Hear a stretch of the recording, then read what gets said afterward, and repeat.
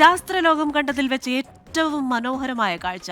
ഭൂമിക്കപ്പുറത്തു നിന്നൊരു പേടകം ആകാശം പോലൊരു നീലക്കടലിൽ തൊട്ടപ്പോൾ മനുഷ്യരാശി ഒരു ചുവടുകൂടി മുന്നോട്ട്. ബഹിരാകാശത്ത് നിന്ന് സുനിത വില്യംസും ബാരി ബുച്ച് വിൽമോറും നിക് ഹേഗും അലക്സാണ്ടർ ഗോബനേവും ഭൂമിയെ തൊടുമ്പോൾ ലോകം ശ്വാസമടക്കി. നീലാകാശത്തു നിന്നും നീലക്കടലിലേക്കുള്ള യാത്രയിലേക്ക്, സമാനതകളില്ലാത്ത ദൃശ്യഭംഗിയിലേക്ക് കാണാം ആ സുന്ദര നിമിഷം.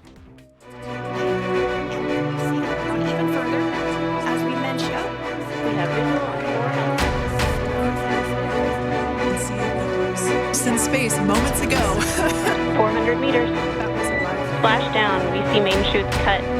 Nick, Alex, Butch, Sunny, on behalf of SpaceX, welcome home. Way over to the capsule. These fast boats. Rigging, which you see happen to get hoisted onto the recovery vessel Megan. Onto our recovery vessel Megan.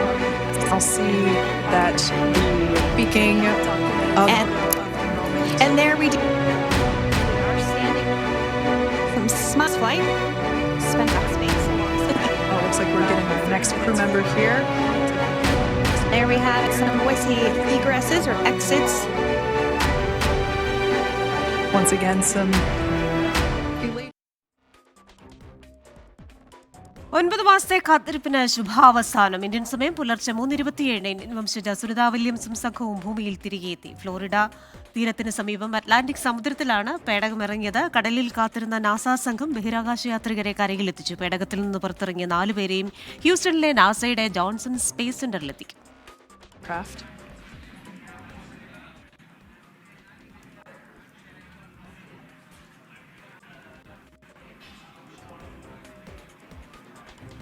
So we are standing by for that egress.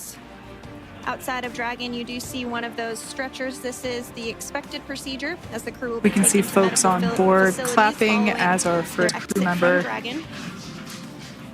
And that is NASA astronaut Nick Hague, commander of Crew 9.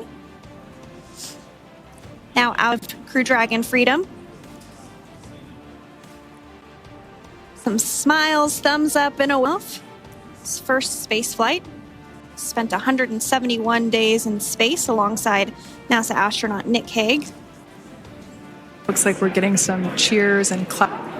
Slid down the little ramp and placed into the mobility aid. Capsule, we expect Roscosmos cosmonaut Alexander. Again, big smile.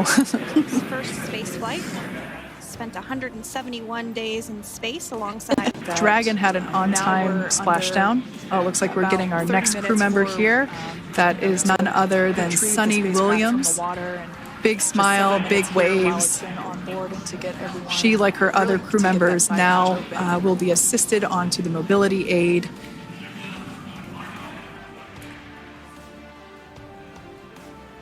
For those of you that have just recently joined, the Dragon had an on-time splashdown.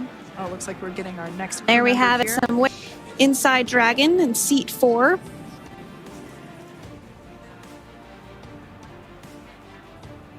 There we have it, some waves, some thumbs up, and some smiles.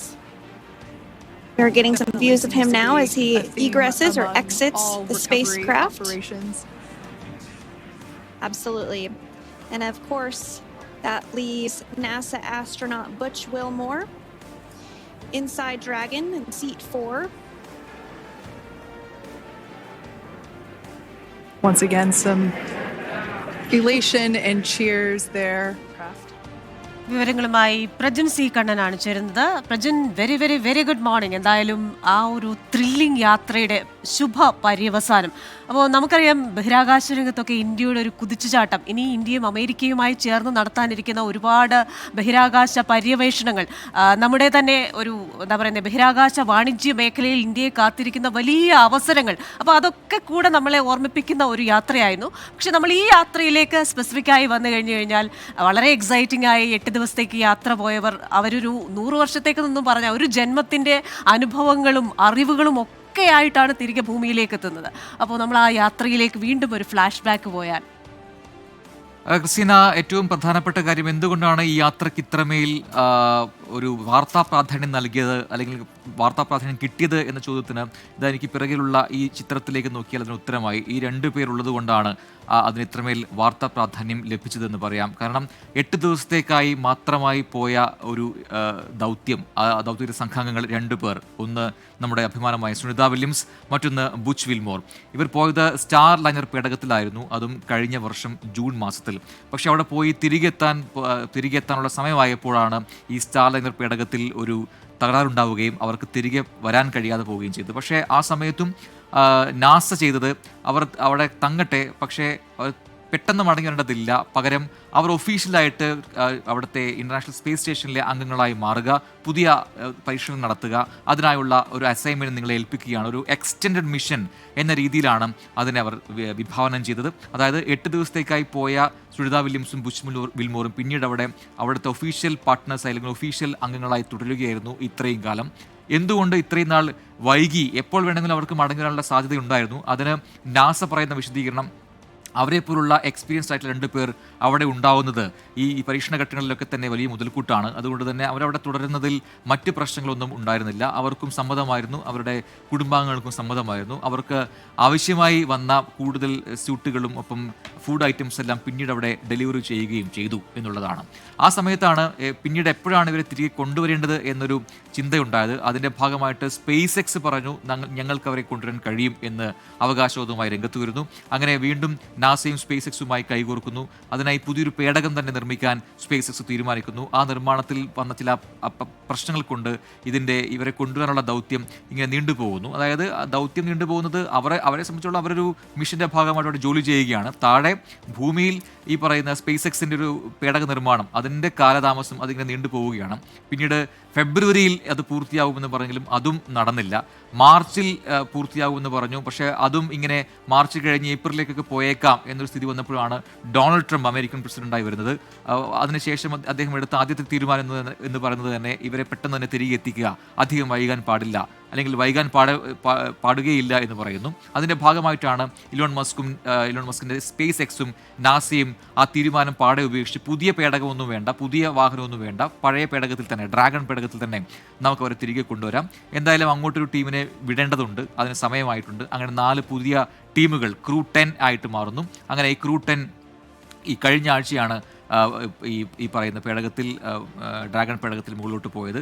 അങ്ങനെ അവിടെ ആൾക്കാരുടെ എണ്ണം കൂടുതലായിരുന്നു, 11 ആവുന്നു. പുതിയ 4 പേർ വന്നതുകൊണ്ട് പഴയ 4 പേർക്ക് തിരികെ ഭൂമിയിലേക്ക് എത്താം. സെപ്റ്റംബറിലേക്ക് അങ്ങോട്ട് പോയ ക്രൂ 9 പേടകത്തിൽ തിരികെ ഭൂമിയിലേക്ക് ഇന്നിപ്പോൾ ബുച്ച് വിൽമോറും സുനിത വില്യംസും നിക് ഹേഗും ഒപ്പം ഗുർബനവും തിരികെ എത്തിയിരിക്കുകയാണ്. മറ്റൊന്ന് ഏറ്റവും പ്രധാനപ്പെട്ട കാര്യം, ഈ കഴിഞ്ഞ മിഷൻ, അതായത് ഇതിപ്പോൾ 10ാമത്തെ മെഷീൻ അങ്ങോട്ട് പോയിട്ടുണ്ട്. അതായത് ഡ്രാഗൺ സീരീസിലെ 10ാമത്തെ മെഷീൻ സ്പേസ് എക്സും നാസയും ചേർന്ന് വിക്ഷേപിച്ചിട്ടുണ്ട്. ഇപ്പോൾ തിരികെ എത്തിയിരിക്കുന്ന ഡ്രാഗൺ ടീം എന്ന് പറയുന്നത് ക്രൂ 9 ടീമാണ്. ക്രൂ 9 ഡ്രാഗൺ ആണ് ഇപ്പോൾ തിരികെ എത്തിയിരിക്കുന്നത്.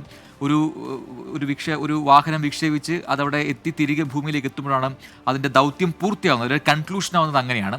അങ്ങനെയെങ്കിൽ 9 ദൗത്യങ്ങൾ ഇതേ ഘട്ടത്തിൽ ഇതേപോലെ ഡ്രാഗൺ ഉപയോഗിച്ചുകൊണ്ട് സ്പേസ് എക്സും നാസയും നടത്തിയിട്ടുണ്ട്.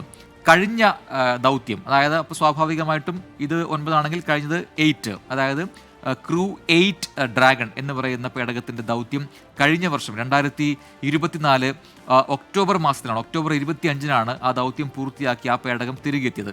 അന്നത് രാത്രിയിലായിരുന്നു. ഇതേ ഫ്ലോറിഡ തീരത്ത് തന്നെയാണ്. ഇവിടുന്ന് ഈ കൃത്യമായി ഇവിടെയല്ല സ്പ്ലാഷ് ഡൗൺ, എങ്കിലും ഫ്ലോറിഡ തീരത്ത് നിന്ന് കുറച്ചകലെ മാറി ഇതേ കടലിൽ തന്നെയാണ് മറ്റൊരു ഭാഗത്ത് അന്ന് ആ പേടകം വന്ന് പതിച്ചത്. അന്നത് രാത്രിയിലായിരുന്നു. അതുകൊണ്ട് ദൃശ്യങ്ങൾ പൂർണ്ണമായും എന്താണ് പറയുക, രാത്രി ആയതുകൊണ്ട് തന്നെ കൃത്യമായ ദൃശ്യങ്ങൾ നമുക്ക് ലഭിച്ചില്ല. അതിൻ്റെ സുന്ദരമായ കാഴ്ച നമുക്ക് ലഭിച്ചില്ല. അതെല്ലാം ഇത്തവണ തീർന്നിരിക്കുന്നു. ഇത് പകൽ സമയത്ത്, അമേരിക്കയിൽ പകൽ സമയത്താണ് ഈ ക്രാഫ്റ്റ് വന്ന് പതിച്ചത്, അതിൻ്റെ സ്പ്ലാഷ് ഡൗൺ സംഭവിച്ചത്. അതുകൊണ്ട് തന്നെ മനോഹരമായ ദൃശ്യങ്ങൾ നമുക്ക് ലഭിച്ചു എന്നുള്ളതാണ്. ഒരു പേടകം ഭൂമിയുടെ അന്തരീക്ഷത്തിലേക്ക് പ്രവേശിക്കുന്നു, അത് വളരെ വേഗത്തിൽ താഴേക്ക് പതിക്കുന്നു, അതൊരു തീഗോളമായി മാറുന്നു. അന്തരീക്ഷത്തിൻ്റെ ഘർഷണം മൂലം അതിന് പിന്നാലെ അതിന് വേഗം കുറയ്ക്കാനുള്ള പ്രോസസ്സിലേക്ക് കടക്കുന്നു. പാരച്യൂട്ടുകൾ ഉപയോഗിച്ചുകൊണ്ട് അതിന് വേഗം കുറച്ചുകൊണ്ടുവരുന്നു. അത് ഏറ്റവും ഒടുവിൽ അതിൻ്റെ സ്പ്ലാഷ് ഡൗൺ, ഈ വെള്ളത്തിലേക്ക് ഇതിനെ വന്ന് വീഴുന്ന പ്രക്രിയയാണ് സ്പ്ലാഷ് ഡൗൺ എന്ന് പറയുക, അത് സംഭവിക്കുന്നു. ഇതെല്ലാം നല്ല ഒരു ദൃശ്യ മികവോടുകൂടി നമുക്ക് ആസ്വദിക്കാൻ കഴിഞ്ഞു എന്നുള്ളതാണ്.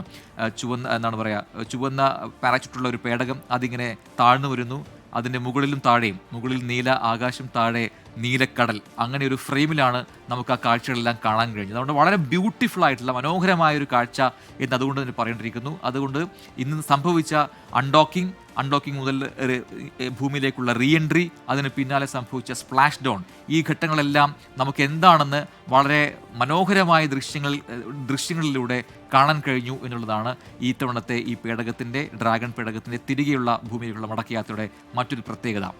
ക്രിസ്റ്റീന.